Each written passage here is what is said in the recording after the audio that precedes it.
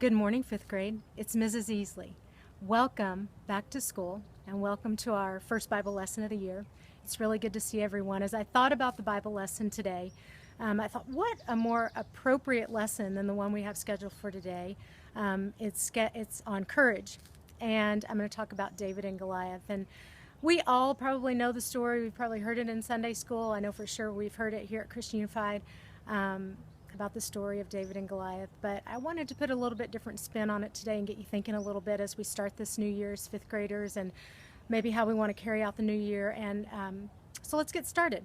I'm going to first give you a little recap so that we can kind of talk about where we are with David, who has already been anointed king, but obviously King Saul is still in charge of the Israelites, and so David's a young boy, and he can't be in charge yet. So the Israelite army is fighting the Philistine army, and kind of to set the stage there, the Israelite army is up on one hill and the Philistines are on another, and there's a valley in between them. And remember Goliath, old Goliath, he comes out every day teasing and taunting the Israelites, and to the point where he's so confident in himself. I love this. He says, if you will send out a man who fights me, and he actually wins, we will be your servants. He's super confident.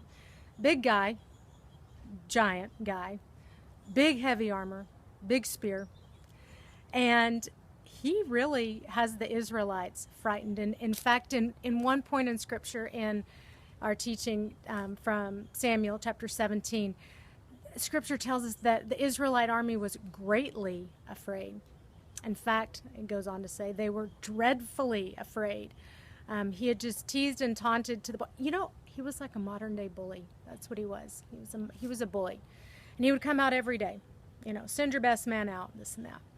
So David, who was not in Saul's army at this point, he was still a young boy. He was back with Jesse, his dad, tending sheep, which was his job.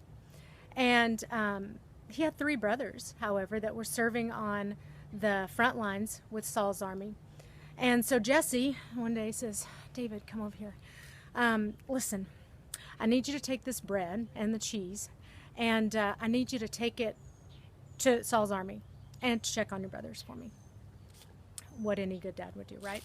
Go check in and see how everyone's doing, and let me know how your brothers are doing. So David goes, and he hears this teasing and taunting, and he's like, what's going on? Like, who is that? Well, of course, it's Goliath doing his daily routine of teasing and taunting the Israelites.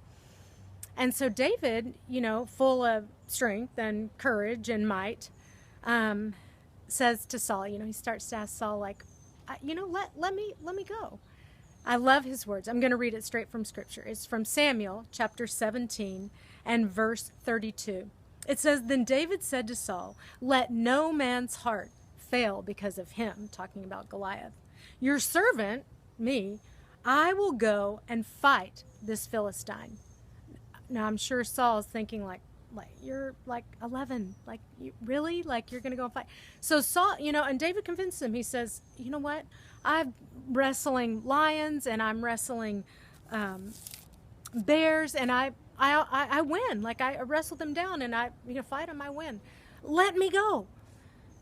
So Saul finally gives in and lets David go. And so I just wanted to point out that is what in biblical times the face of courage looked like. They battled a lot. They were at war a lot in biblical times. And so for David, this young boy, to come forward and say, I'll go to battle. I'll go battle this Philistine. I'll go stop that teasing and taunting, was a big deal. Let's take a video clip. Let's take a look at this video clip that I downloaded for you guys. I want you to see the face of courage today. Let's see what the face of courage looks like today.